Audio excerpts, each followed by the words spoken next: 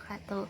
Hamdan kasiran tayyiban mubarakan fi raditu billahi rabba wa bil islami dina wa bi muhammadin nabiyya wa rasulah.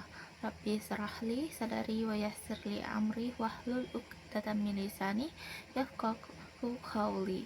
Perkenalkan, nama saya Dewi Kurnia dengan NIM 091058142407 dengan program studi kewirausahaan semester 4. Di video kali ini saya akan membahas tentang proses pemasaran bisnis. Baik untuk mengefisienkan waktu, saya akan langsung masuk ke materinya.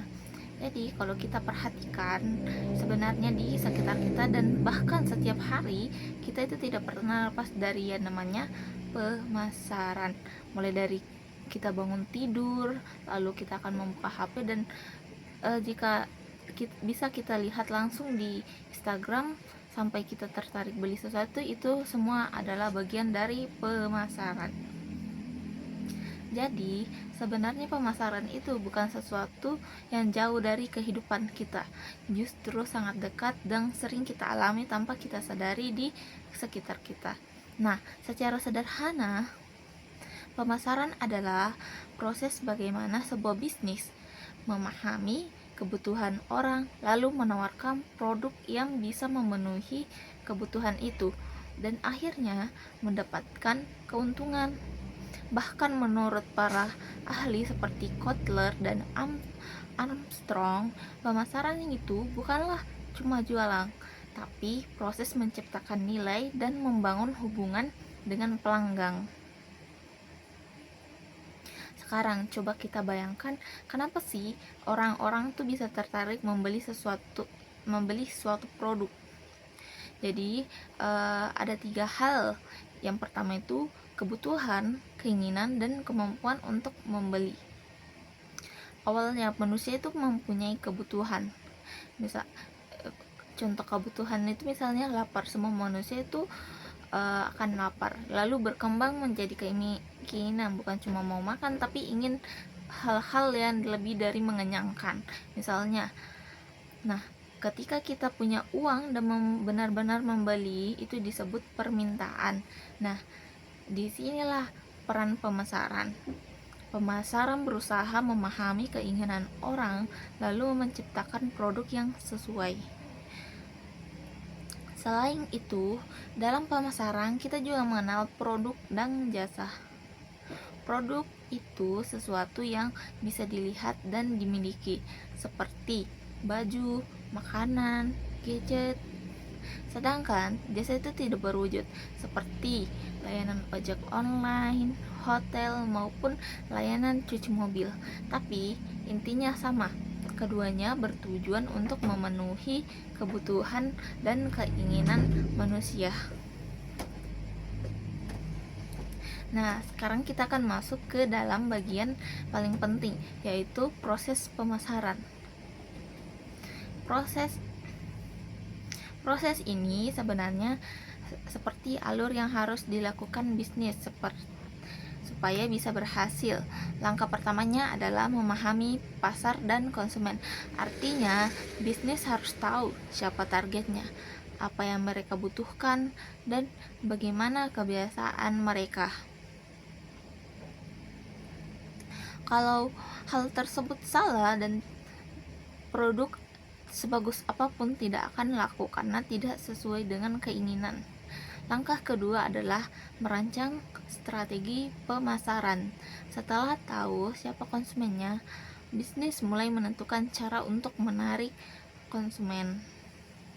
Misalnya, mau dijual ke anak muda atau orang yang tua ataupun orang lebih dewasa. Mau tampilan sebagai produk murah atau produk yang premium. Dan langkah ketiga adalah menjalankan program pemasaran. Di sini mulai terlihat aksi nyata seperti membuat iklan, memberikan diskon atau promo, menentukan harga yang sesuai, dan menjual online ataupun offline. Tujuannya tuh cuma satu, yaitu memberikan nilai terbaik supaya konsumen tertarik. Langkah keempat adalah membangun hubungan dengan konsumen. Hal ini tuh sangat penting karena bisnis yang sukses bukan cuma bisa jualan sekali, tapi yang bisa bikin pelanggan itu beli berulang-ulang kali ataupun bahkan mengajak seseorang untuk beli. Makanya sekarang banyak brand yang aktif di media sosial dan respon cepat ke pelanggan dan bikin pelanggan merasa dihargai untuk menarik kembali pelanggannya. Dan langkah terakhir adalah mendapatkan keuntungan dari pelanggan. Kalau semua proses tadi berjalan dengan baik, pelanggan puas, pelanggan akan loyal, dan bisnis dapat mendapatkan keuntungan yang sangat besar. Dan dengan adanya hubungan ini dan bisa berlangsung lama, selain proses tadi, ada satu hal penting lagi, yaitu nilai dan kepuasan pelanggan. Setiap orang membeli sesuatu karena produk mereka merasa produk ini bernilai.